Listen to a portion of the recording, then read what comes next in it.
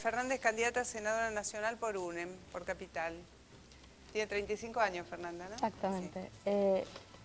En primer lugar, creo que hay que repudiar cualquier hecho de violencia.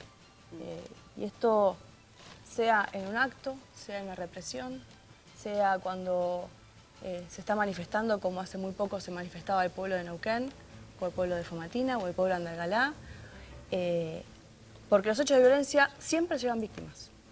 Y generalmente, en la mayoría de los casos, las víctimas son personas que no hay razón en absoluto para que esos hechos se den. Esto en primer lugar. En segundo lugar, yo tengo la sensación casi constante que estamos viendo una película que ya vimos. Y cuando hay una película que ya vimos, digo que estamos discutiendo superficialmente temas que son profundos en la Argentina y que son políticas de largo plazo. Que la seguridad hoy se esté hablando, que se resuelva desde algunos sectores, desde el gobierno, desde algunos otros sectores donde proponen alguna propuesta que es casi inmediata, que quieren resolver ya cosas que no resolvieron durante 8 años o durante 10 años, es un problema. Porque lo que nos va a pasar es que dentro de 2 años, cuando haya nuevamente elecciones, o no van a traer de nuevo la gendarmería a la provincia de Buenos Aires, o van a decir que van a sacar una ley para de penal juvenil. Ahora, los problemas reales que están hoy padeciendo la sociedad no los resuelven porque es una cuestión de cortoplacismo continuo. Entonces, cuando me parece que como generación, y no digo etaria, no es una cuestión de edad, sino como generación tenemos que empezar a pensar, realmente, ponernos de acuerdo, en algunas cosas no vamos a estar de acuerdo. Ahora, que podamos definir algunas líneas de acción a mediano y largo plazo, porque si no, lamentablemente, digo, la película la vamos a seguir mirando y las cuestiones terminan siendo coyunturales cuando son cuestiones de fondo. Ojalá en la Argentina podamos dar debates profundos sobre el tema de seguridad. Pero debates profundos de seguridad, es decir, no solamente la seguridad para poder salir a la calle, la seguridad para que los chicos puedan tener una educación pública, la seguridad para que el salario te alcance, la seguridad para poder tener un trabajo estable, la seguridad para no tener la incertidumbre de cada 10 años la Argentina cae de nuevo en una cuestión cíclica. Esos son los temas que ojalá pudiéramos discutir cuando estamos no solamente en campaña, sino durante los años que no se están en campaña. Están hablando de que se derechiza la campaña y pasan por alto que nuestra presidenta sacó el mínimo no imponible, que era un reclamo. Y nombró Milani al mando del ejército. Y nombró Milani al mando del ejército un genocida. Me parece que pasar por alto eso. El mínimo no imponible, a ver, el tema, el mínimo no imponible, la modificación del monotributo, en 2003... Néstor Kirchner, en su presupuesto, dijo que necesitábamos hacer una revisión del sistema tributario en la Argentina porque era regresivo. ¿Qué significa eso? Que lo pagan los sectores más vulnerables de nuestro país, clases medias y clases bajas, IVA, etc. 10 años después, ¿sabes lo que tenemos? Es que el sistema tributario no se modificó y encima de eso tenemos inflación, entonces no es solamente regresivo, es perverso, porque sectores que no tendrían que estar pagando impuestos lo están pagando. Bienvenido que aumente el mínimo imponible. Pero como no se actualiza automáticamente, dentro de 2 años, dentro de 1 año, estamos en la misma situación que estábamos hace 2 meses. Hay que repudiar cualquier hecho de violencia, sea un Twitter o sea lo que ha pasado en el Borda. No importa qué.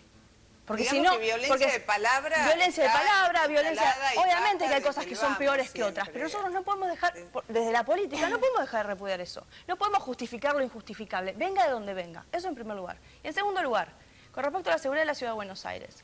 Acá se decía que bajó el delito en la Comuna 15, etc. Lo que pasó es que se trasladó a otros barrios donde efectivamente no hay presencia, pero no solamente no tiene que ver nada más con la presencia. El otro día presentamos junto a la Alameda con Gustavo Vera que en la Ciudad de Buenos Aires hay 616 prostíbulos denunciados en el Ministerio Público y que no se hizo absolutamente nada. Supuestamente se clausuraron 230, de los cuales 150 se volvieron a abrir. Entonces, hay en la Argentina, en la Ciudad de Buenos Aires, pero en la Argentina, hay delitos que son los delitos complejos, que son los que después dan lugar a otro tipo de delitos menores, que no pasa nada. Y no necesitamos una ley para resolver el problema del narcotráfico, no necesitamos una ley para terminar la trata de personas. Necesitamos que efectivamente quienes están en la cadena de complicidad, que empieza de la policía, de los mismos actores, intendentes, gobernadores, presidente de la Nación, toda la línea que tenga que tener complicidad, tiene que hacer algo al respecto. Porque si no empezamos a atacar el eje central del delito de la Argentina, el narcotráfico de Argentina, la trata de personas, estamos equivocando el camino claramente, porque termina pasando de que ponemos el problema en un chico de 16 años, un chico de 14 años, y mientras tanto, los que están robando en guante blanco, los que están robando a través del narcotráfico, no son perseguidos. Entonces, estos son los temas que hay que resolver en la Argentina inmediatamente, y que, vuelvo a repetir, si no tomamos en cuenta que no puede ocurrir ningún hecho de violencia, por más mínimo que sea, estamos cerrando el camino. Porque estamos dando un mensaje a la ciudadanía como, bueno, no importa, vos podés maltratar al otro. Y lo que tiene que estar por encima de todo es el respeto al otro. El respeto al que tiene al lado, aún al que piensa distinto. Eso creo que tendría que ser el eje fundamental, por lo menos para estar todos en acuerdo en un sistema de valores mínimos que tenemos que tener en el país. No, con esto que me parece que es interesante el rol del Estado, ¿no? O sea, que podamos definir qué va a hacer el Estado y para qué sirve el Estado. Y en este sentido me parece que, ahí coincido con Miriam, el Estado hasta ahora o estuvo cooptado por intereses empresariales, económicos, o estuvo cooptado por un partido en particular que también respondía a determinados intereses. Yo siempre hablo de la burguesía acá, ¿no? Cristóbal López, Lázaro Báez, etcétera. Siempre, ahora, lo que creo que eso sí es algo que tenemos que poner todos en la mesa, es cómo logramos construir un Estado, reformar este Estado, para que esté al servicio de las personas.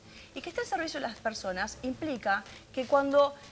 nosotros siempre hablamos del tema de la corrupción, porque la corrupción, en definitiva, no es algo abstracto, sino que es algo totalmente concreto y que afecta a la vida cotidiana de todos los ciudadanos de la Argentina. ¿Por qué? Porque cada peso que nos llega, cada peso que se queda en el bolsillo de un funcionario, esto no me canso de decirlo, es un peso que termina pasando lo que pasó con la tragedia de Once.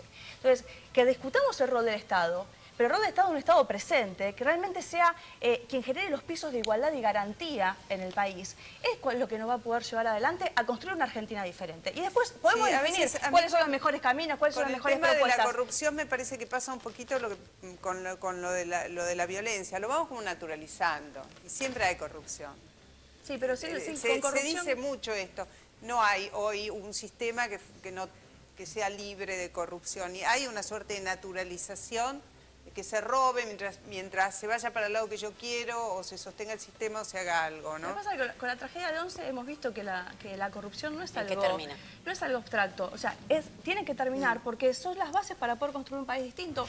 Con corrupción, ¿qué pasa? Cuando vos tenés corrupción, vos lo que tenés es que los planes sociales no terminan quedando en un puntero, en algún puntero o en alguien que da un plan social y se queda con el 20%. Sí. La corrupción lo que hace es que no llegue el Estado realmente a las personas y eso es lo que tenemos que cambiar. Sí. Este es un tema tan importante como el tema energético. Y digo que es importante porque, lamentablemente, por la falta de planificación de largo plazo, hoy estamos viviendo una crisis energética que no debiéramos estar viviendo. Y cuando digo eso es hace 10 años que venimos diciendo, ojo, porque nos vamos a quedar sin reservas.